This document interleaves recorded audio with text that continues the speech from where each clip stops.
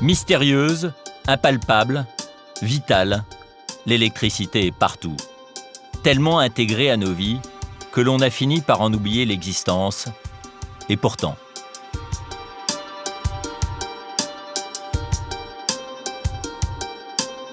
L'électricité est entrée dans nos vies il y a à peine plus d'un siècle. En 1879, Thomas Edison invente la première ampoule électrique à incandescence. Progressivement, la lumière envahit nos villes et fait disparaître la nuit.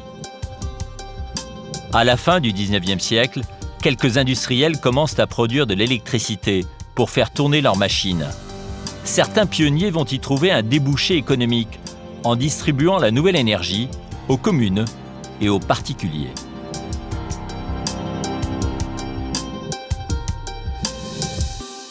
Pour comprendre l'organisation de l'électricité, il faut comprendre qu'elle est née en fait par petites plaques locales.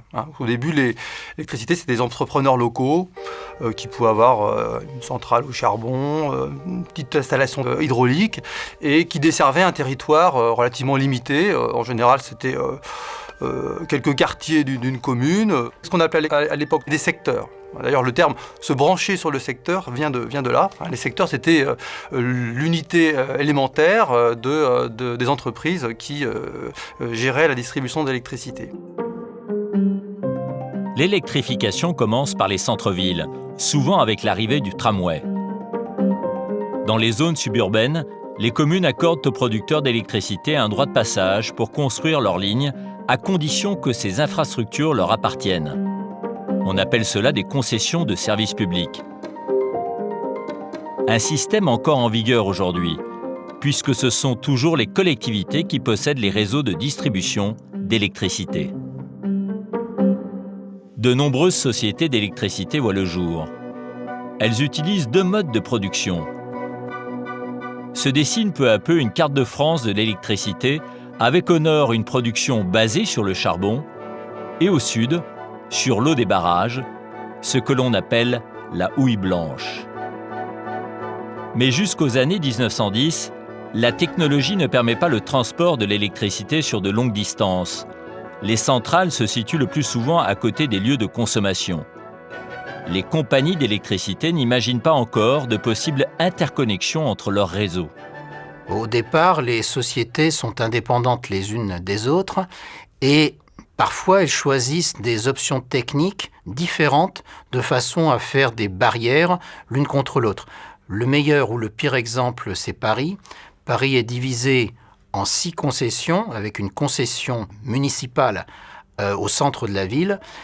Et on va trouver à Paris du courant continu, du courant diphasé, du courant monophasé, à 2 fils, à 4 fils, enfin bref. C'est un enfer technologique et il faudra des dizaines d'années avant de tout unifier en triphasé. Dans les années 1920, les usages de l'électricité se multiplient. Première plaque électrique, cireuse perfectionnée, machine à coudre Singer.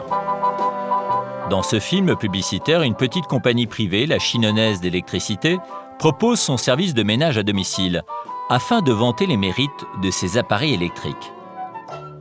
Le problème, c'est qu'il n'y a pas toujours de prise. Alors on se débrouille comme on peut. L'électricité, donc à partir des années 1910-1920, va se transformer en profondeur. Le transport à longue distance commence à faire son apparition.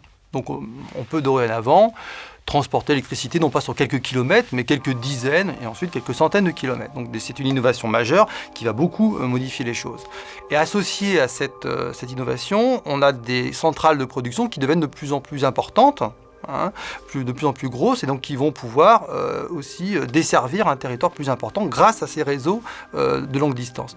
C'est tout un mouvement de rationalisation qui va, on va dire, se mettre en place à partir des années 1910, ensuite 1920, 1930, où là, on a progressivement la constitution de grosses sociétés qui vont être d'abord des sociétés régionales et ensuite des grands groupes nationaux. Grâce au développement du transport longue distance, l'électricité s'étend partout. Elle s'organise entre la production dans les centrales le transport sur les lignes à haute tension et la distribution qui utilise la basse tension pour acheminer l'énergie jusque chez l'abonné. Entre les deux guerres mondiales, 5 grands groupes contrôlent les 2/3 du courant. Ils vont jouer un rôle majeur en adoptant les mêmes standards techniques et en connectant leurs réseaux.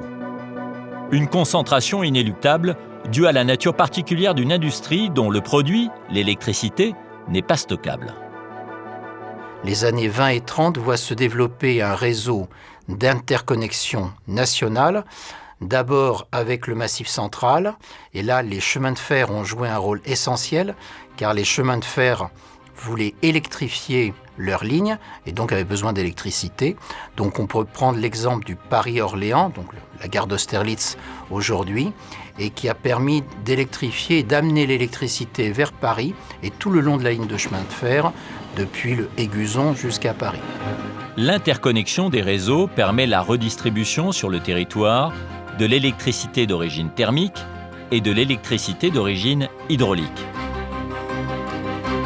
Pour piloter cette répartition entre demande et production, un premier dispatching national est créé dans les années 1930, rue de Messine à Paris.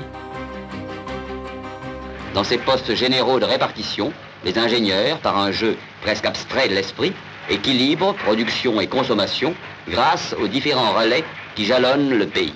On peut dire qu'en 1939, il y a un réseau interconnecté de grands transports qui ne touche pas le nord de la France, qui ne touche pas l'ouest, mais qui est déjà un beau réseau.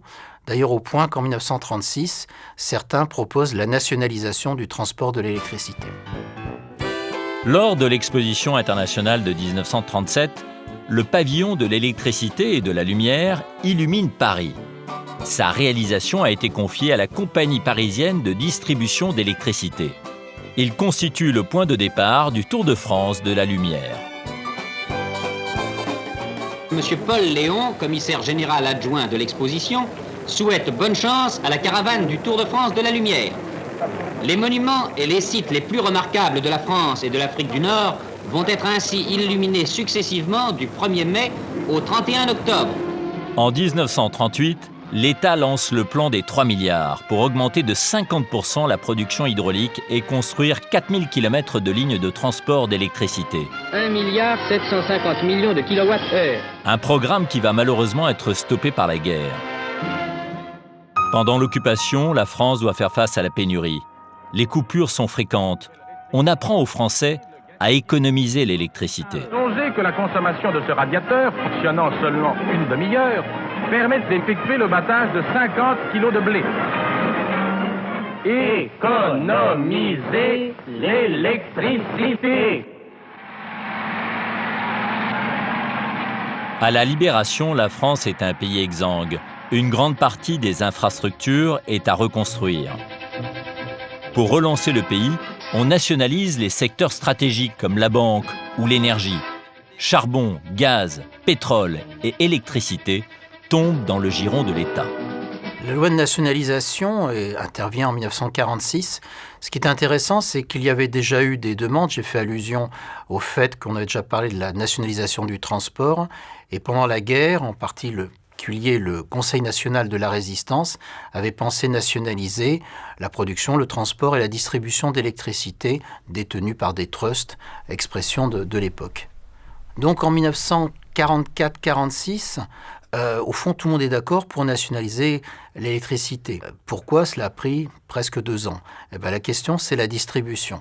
Tout le monde était d'accord pour la production, tout le monde était d'accord pour le transport, mais la distribution, on avait pensé qu'elle aurait pu sortir, ou rester en dehors plutôt, de la nationalisation. Le ministre responsable de la nationalisation, qui est Marcel Paul, qui est un ministre communiste, qui a fait sa carrière dans l'électricité, dans la distribution, il était releveur à la section Étienne Marcel à Paris, qui veut une vraie nationalisation et surtout que la distribution n'échappe pas, puisque la distribution, c'est là où on touche l'argent, il y aurait eu un problème. Donc finalement, c'est lui qui a gain de cause. Pour Marcel Paul, c'est une victoire totale. Électricité de France est née. L'entreprise doit d'abord gérer la pénurie d'énergie. EDF modernise ses centrales thermiques et lance un programme de construction de nouveaux barrages pour subvenir aux besoins en énergie du pays. Il faut qu'en 1951, la France puisse disposer de 40 milliards de kilowattheures. Ces chiffres doivent devenir une réalité. Tout renoncement dans cette voie équivaudrait à une déchéance. Il dépend de l'effort entrepris depuis la nationalisation que 1951 marque le retour de la France au rang des nations fortes. EDF termine l'harmonisation des standards d'avant-guerre. Sur les lignes de transport longue distance à haute tension, on adopte le 220 000 volts. Les lignes de distribution à moyenne tension sont standardisées à 20 000 volts.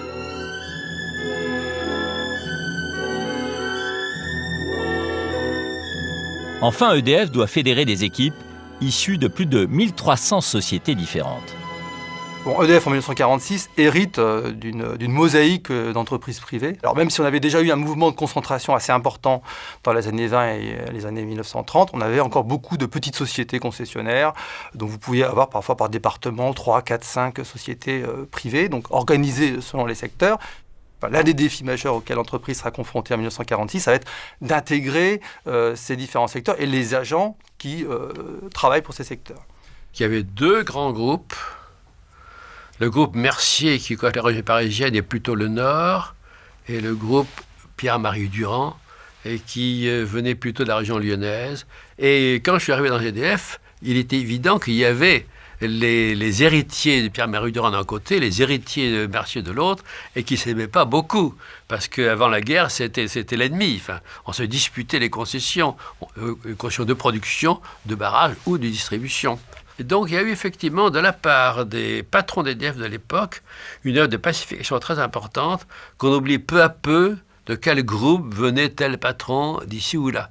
Alors, ils ont œuvré, on a mélangé tout ça, et peu à peu, on a fini par oublier quel ennemi d'autrefois était le camarade de bureau d'en face. La culture EDF s'affirme, en particulier à travers la création d'écoles professionnelles.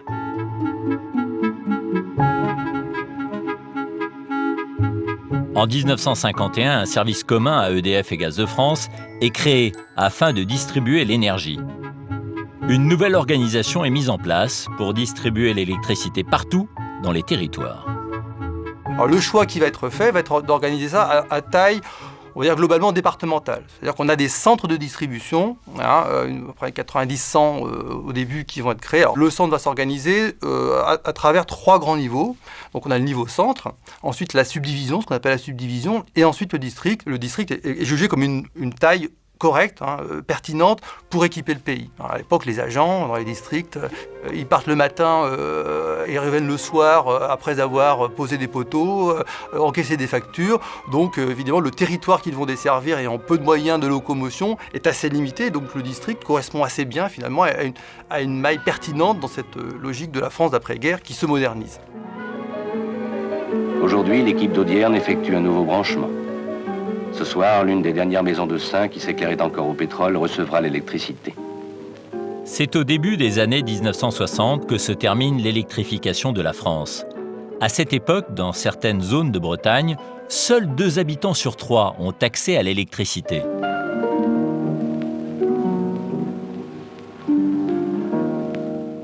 En 1955, le service de la distribution acquiert une véritable autonomie qui débouche sur la création de la Direction nationale de la distribution en 1957.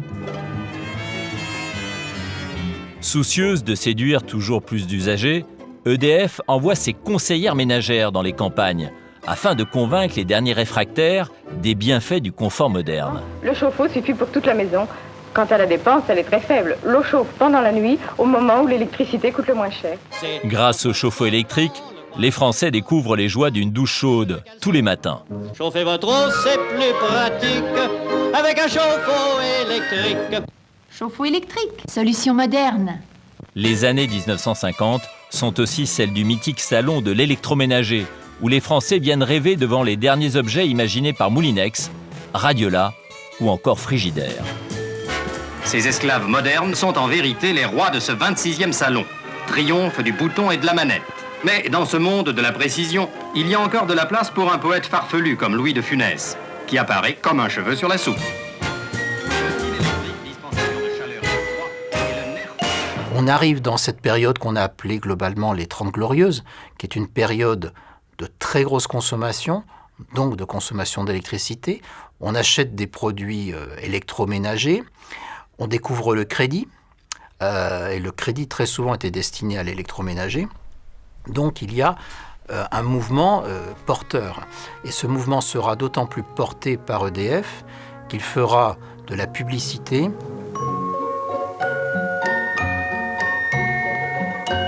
Il faut acheter de grosses machines pour utiliser de l'électricité. Mais ça bloque sur un point, c'est que la puissance souvent des foyers est insuffisante. Vous êtes fixé sur l'électricité? Oui, j'étais déjà habitué chez mes parents, alors je préfère vraiment une cuisinière électrique. Je comprends. Mais avez-vous un compteur assez fort? Vous êtes en 220 ou en 110? 110. Alors pas question de cuisinière électrique, il vous faudrait le 220.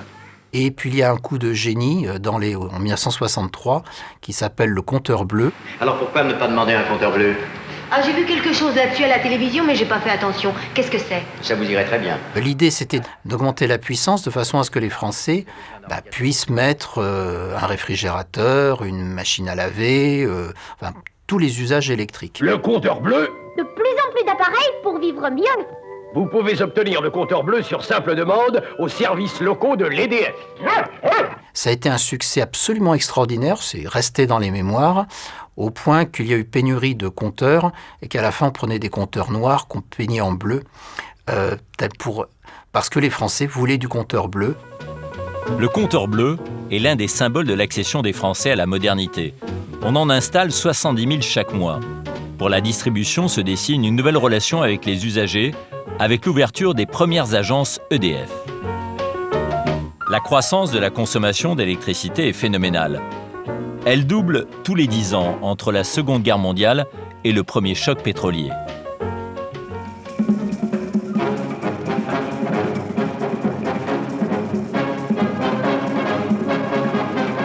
On a beaucoup parlé de la fée électricité. À vrai dire, je ne vois pas comment nous pourrions vivre sans elle et sans les nombreux appareils électroménagers qu'elle nous permet d'utiliser pour notre confort et notre bonheur. Dans les années 1960, le système de quitancement devient plus élaboré, avec l'apparition des premières fiches perforées, prémisse de l'informatisation future.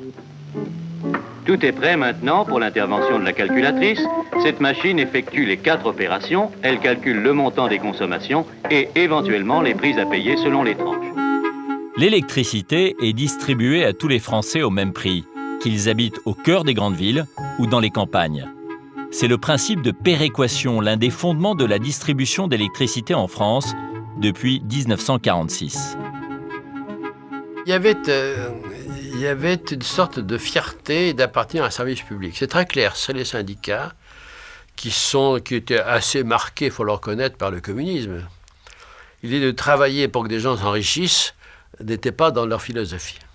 Par contre, travailler pour une entreprise qui travaille pour l'intérêt général, ça marchait.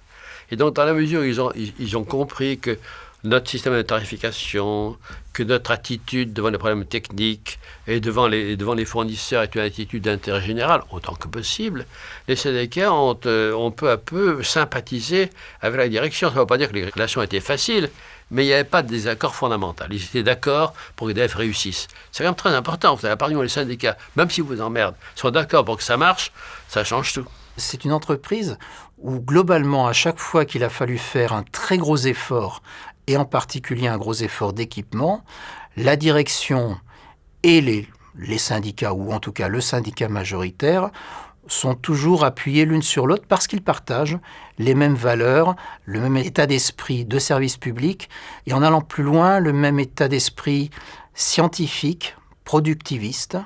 Donc on l'a vu à l'époque de l'hydroélectricité, et en faisant un saut dans le temps, on l'a vu aussi dans l'époque du nucléaire, et le nucléaire sera défendu par l'entreprise, mais en bloc, ce qui est quand même une grande particularité qu'on ne voit pas toujours dans toutes les entreprises.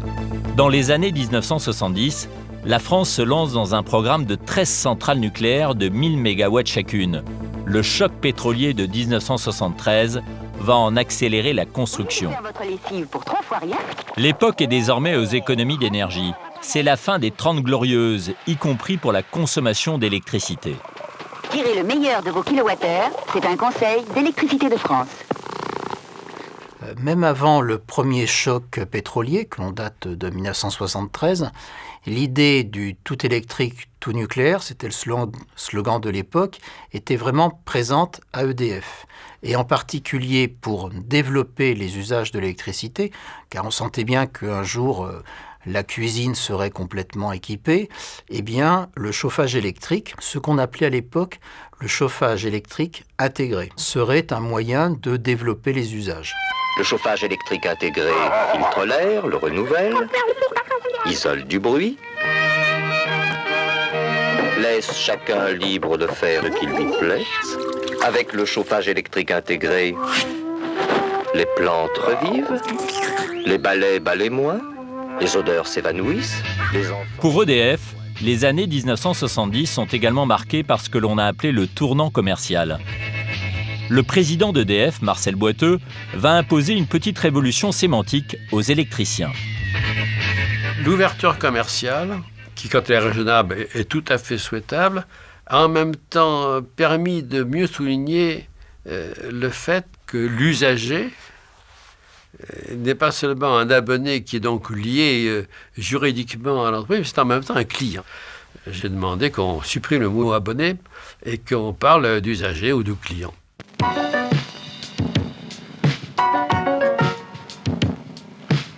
Une publicité de 1979 va affirmer cette place du client au cœur des préoccupations d'EDF.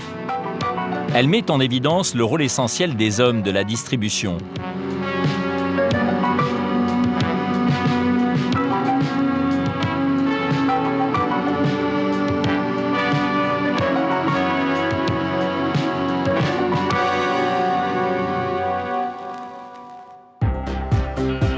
Dans les années 1980, les clients EDF se transforment définitivement en consommateurs électrodépendants. La génération Goldorak découvre les premiers jeux vidéo. L'informatique entre dans tous les foyers français grâce au Minitel.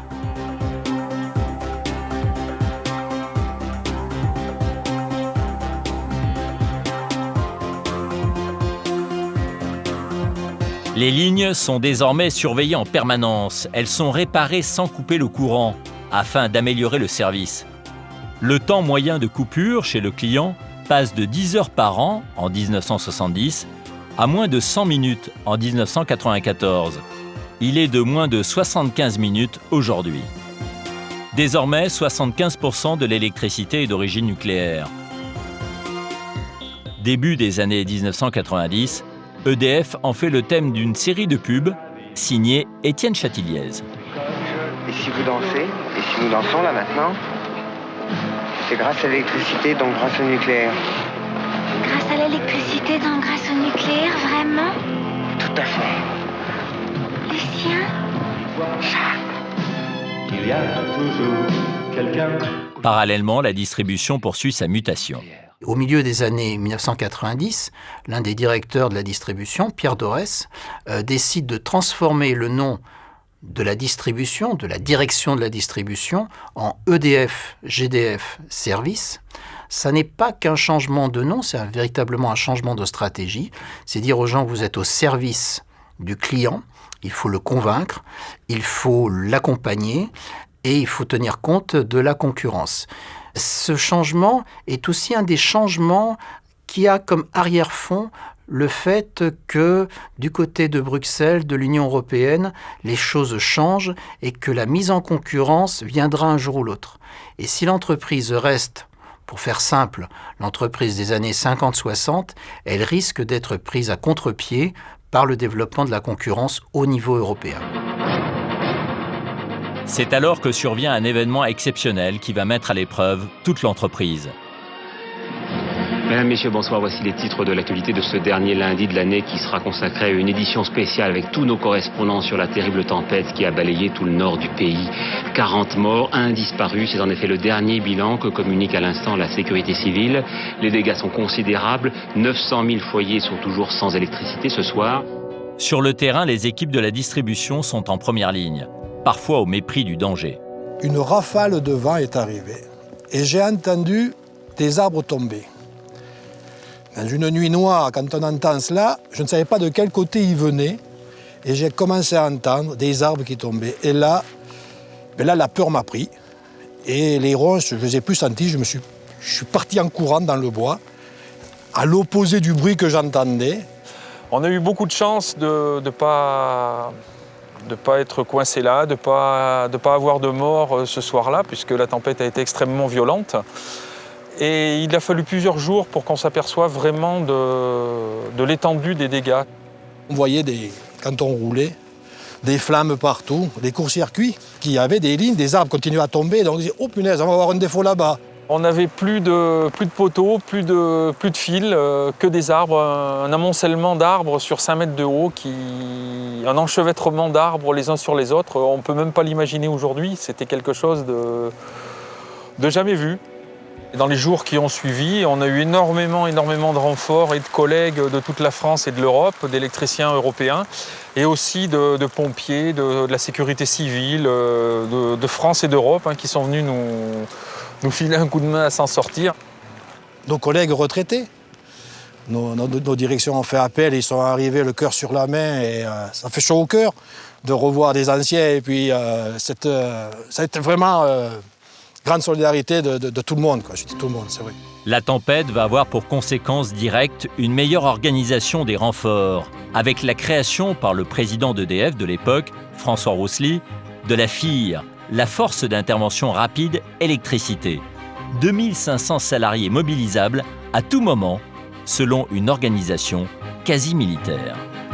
La tempête du siècle accélère également l'enfouissement des réseaux. Aujourd'hui, plus de 40% des lignes RDF sont enfouies. Et c'est le cas de 90% des nouvelles lignes. Mais à partir du milieu des années 90, un autre bouleversement s'apprête à toucher le monde de l'électricité. Il a pour théâtre les couloirs du Parlement européen. Le fait que l'Union européenne est un petit peu dans le collimateur les monopoles. Et quel est le monopole qui est le plus visible ?